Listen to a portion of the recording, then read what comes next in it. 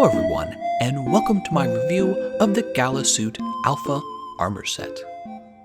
This new armor set was released with the Appreciation event. That's right, Capcom is celebrating the first year of their video game, Monster Hunter World.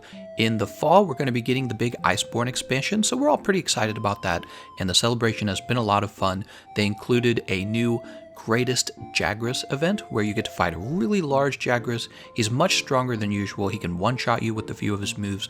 I did make a brief guide on that. If you want to see that, I'll leave a link in the description or you can click up there. But let's move on to talking about the Gala Suit, which is what you guys are really here for.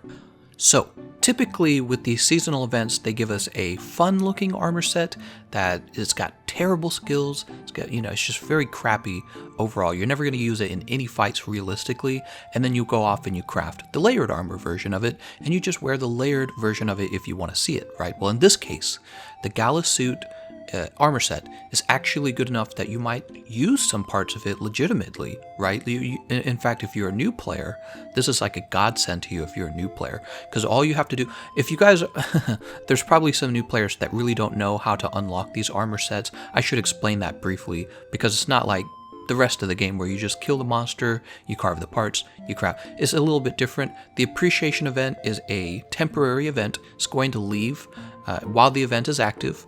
You're going to be able to earn something called Appreciation Tickets, and you earn those Appreciation Tickets by going and completing the daily quests. So the research center has these daily quests.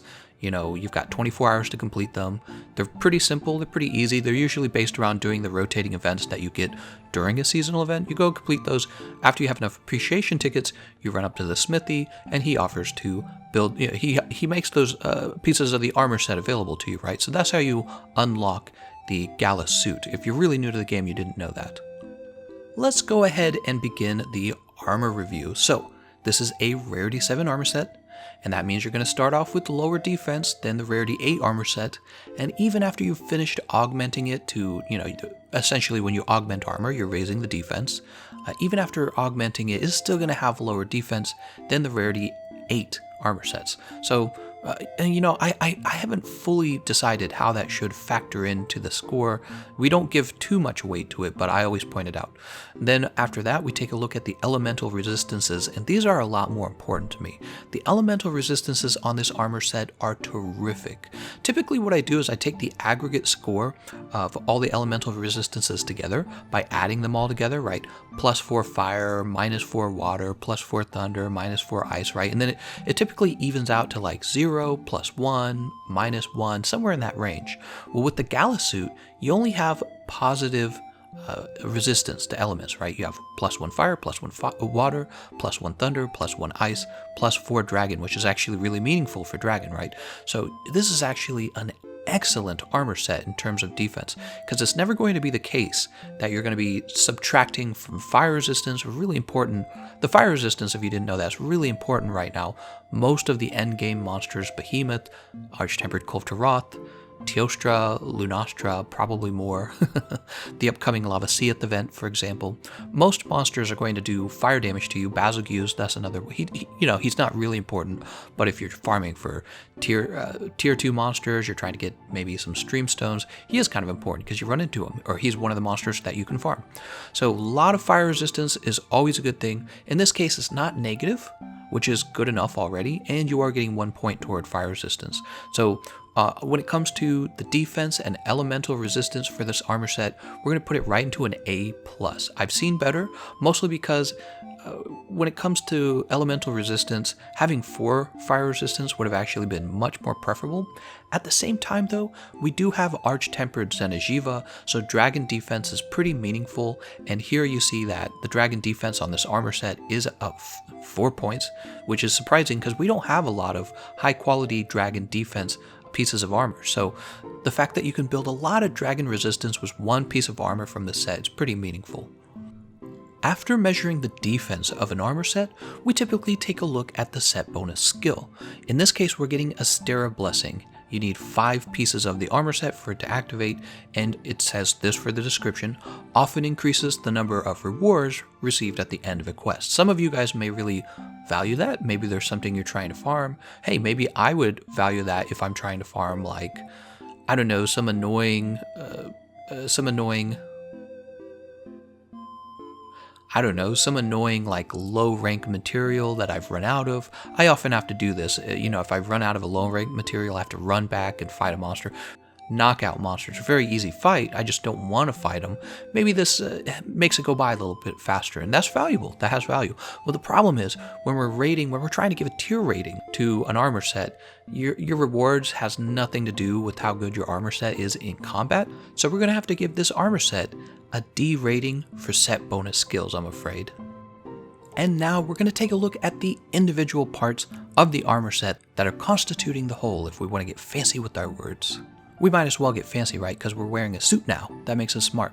So we have the Gala Suit Top Hat Alpha. That's a long name. And it comes with 1 level of critical boost. That's a medium decoration. It comes with 1 medium decoration slot and 2 small decoration slots. So this has essentially the efficiency of the Nergigante helmet, except you have more flexibility because it's only taking up 1 small decoration slot. Typically, if you're taking a max might, it's because you also have critical boost. So those 2 skills are kind of like, they're related to each other, right? So when we're talking about a build that might use the Nergigante helmet, it's almost guaranteed it would be using also critical boost. And that means that you absolutely could drop the Nergi helmet and take Gala Suit Top Hat Alpha and just look a lot fancier. And in fact, the fact that you have 1 medium decoration slot that you can fill with anything you want, it just happens to be more flexible. This would be in cases where maybe you don't want 2 levels of maximum might, you only want 1 level of maximum might, and this is going to give you back 1 medium decoration slot. The other thing we're going to compare it to is probably going to be the Draken Armet Alpha. This is going to give you 1 level of airborne, 1 level of critical boost, a large decoration slot, and then 1 small decoration, right? So let's say you don't need that large decoration slot, which actually isn't always the case. Sometimes you actually need that one on the Dragon set. But let's say you don't need airborne and you don't need that large decoration slot. Well, technically you could put this piece of armor in place of the Armet, and you're going to get the critical boost is going to reach level 3. You're going to get that empty medium decoration slot and then 2 small decoration slots. So, it's going to be kind of niche, but the fact that you could even consider doing that for some builds just kind of shows you how valuable this helmet is. This is a top tier helmet. There's going to be a few helmets that have better efficiency than it, but we're talking about crit boost here. There's really not much else in the game more valuable than the crit boost skill. We're going to go ahead and put the helmet right into S tier. I really think it belongs there. I don't necessarily believe it sets a meta. Probably the Draken Armet is more valuable than it, but there's going to be niche situations where you would probably choose this over Draken Armet. It really depends, right? Like you're getting a small decoration slot. That's what you're really getting, and you're dropping airborne. So that means you're using a weapon where you're almost never going to use your jumping attack. Whatever it is, ledge hopping. A lot of weapons have a nice ledge hop. Not all of them, obviously. And then the small decoration slot, well, if you're taking this in the helmet slot, that also means you're taking the Draken coil. The Draken armor coil is actually not that efficient. It's about as efficient as the Nergigante coil. I mean, it all comes down to what you're using, really, because you could have put a couple different coils in there. There's a coil, is it the Kushala? I believe it's Kushala coil. I don't have my Xbox turned on, so I can't actually look at it. The Kushala coil gives you 2 levels of handicraft, 2 small decoration slots. You have the Valhazak coil, that's going to give you essentially the same as the Draken coil, but you're going to get 2 levels of recovery speed, I believe. You're also going to get 1 level of dragon attack. That's valuable, especially if you have a dragon weapon that can benefit from that. There's a few meta dragon weapons out there, so believe it or not. So yeah, the helmet is just giving you a little bit more, but only a little bit. S tier it is, though, because it does sit right up there with Draken Armet, with the Dragon King eye patch, and with the Nergigante helmet. Very good. After that, we have the Gala Suit Jacket Alpha. So another pretty efficient armor set is not quite as good as some of the other armor sets. We're talking about the chest armor slot, right? That means we're comparing it to things like the Damascus chest piece. That's going to technically have an extra small decoration slot compared to this. You're also comparing it to something like the Lunastra chest piece, the how about the Zora Magdaros Gamma chest piece? So Gala Suit Jacket Alpha is about as efficient as the Draken chest piece, except in this case you're not even going to be building a meaningful set bonus skill, and you're forced to take 1 level of critical draw. That's really what's holding it back. Critical draw, it's not, I don't want to say it's a bad skill just because I never use it, but I don't think it's a good skill. I'm pretty confident. I never see any speedrunners taking a look at it. Nobody ever recommends it. I mean, I had people recommending a critical draw build on the Wyvern Ignition Impact Greatsword. I took it out against the training pole, and I'm like, this is like a strange build that you use when you just want to feel like you're doing something different. And technically what you should be doing is getting to level 3 True Charge Slash with the Greatsword. Similarly, I tested critical draw with the bow. I was using the Diablo's bow, of course, for the raw damage, right? And we're going to get the piercing, special ammo. I did the whole build, and it was just, the windup took so long, it was terrible compared to what bows are really capable of doing in terms of damage. So I haven't found any good uses for critical draw. Maybe you guys have. I also know there's already 2 pretty efficient pieces for critical draw in the game. You have the Basil Gue's Van Braces. Very, very efficient. Also, I believe the other one is the Diablo's Helmet. I don't remember if it's the alpha or beta, but yeah, there's it's the beta. The Diablo's Helmet also has 2 levels of critical draw and a medium decoration slot, almost precisely the same as the Basil Gue's Van Braces. So there wasn't really a need for this, right? If you just had, well, I suppose, if you didn't have 1 level of critical draw, you could pair this with either that Basil Van Braces or Diablo's Helmet, so that's kind of nice. But in the end, I can't think of any critical draw builds that I would recommend. So we're going to go ahead and place this chest piece into the B tier. It's neither more efficient than other chest pieces out there, nor would I say critical draw is especially useful. It's just not bad either, because we're dealing with affinity here, and affinity is always important. Affinity is always valuable in this game. It's just not one of the better affinity skills. Next, we have the Gala Suit cuffs. That's right, because when you have a fancy suit, you have cuffs with your suit. And it's giving us 1 level of maximum might, 1 medium decoration slot, and 2 small decoration slots. So in terms of efficiency, there are now, especially in the consoles, there's even better Van Brace options than there have been in the past. For example, how about the Kushala de Aura Focus Van Braces, right? They're going to give you 2 levels of focus, 3 small decoration slots, pretty valuable. But this is actually really good. This is, there are other options out there, but maximum might itself is a valuable skill, right? It's going to be giving you that affinity that you want on your builds. Then you got, just like the helmet, an empty medium decoration slot and 2 small decoration slots. So it's surprisingly offering you maybe some niche builds that really aren't possible, and the real difference here is that extra small decoration slot, the second one. So you have like Kaiser Van Braces Alpha, that's 2 levels of weakness exploit, those are medium decoration slots, and a small empty decoration slot, right? And that's for building affinity, just like this, right? This just right off the bat just outmatches it in terms of efficiency, but you're being forced to take maximum might when it's usually the case, depending on what you're building, it's usually the case that you want to max weakness exploit first. So if you only have room for weakness exploit, then Kaiser Van Braces Alpha is going to outrank it.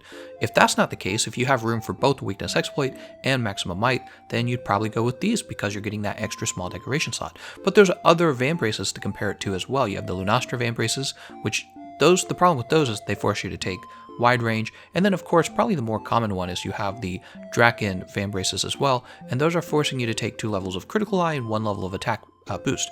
Now, if we're talking about tier meta setting builds, having that 1 level of attack boost is nice, and we're talking about 6% affinity. So 6% static affinity versus maximum might's 10% affinity, which only works with weapons that don't consume stamina very heavily, like maybe the bow, the dual blades as well. Those if you're doing like aerial attacks, I guess you would also have to include the insect glaive, right? And then, of course, a lot of builds that are stacking affinity and critical boost together are now building the Draken set.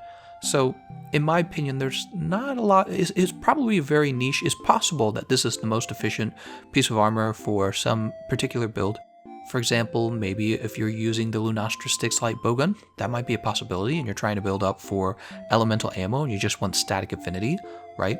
Maximum Might is a static affinity type, and you don't need spare shot, so you're not interested in building 3 pieces of the Zenitsuva set.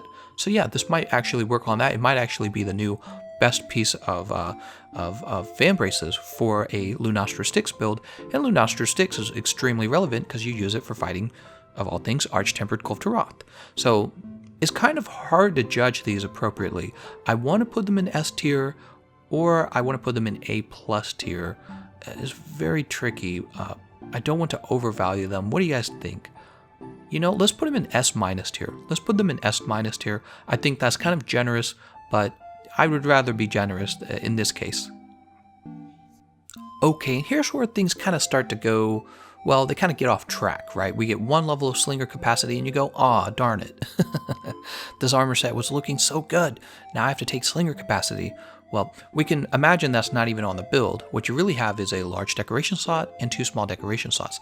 Technically, this is better than the Nergigante coil. Okay, Nergigante coil is kind of like a standard for coils. At least it used to be.